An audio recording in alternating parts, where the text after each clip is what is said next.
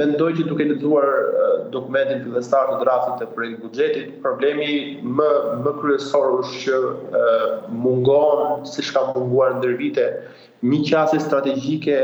e mbështetur nga shifrat e nga rezultate, se ku do jetë zhvillimi i kësaj ekonomisë sonë, cili sektor do të shërbejë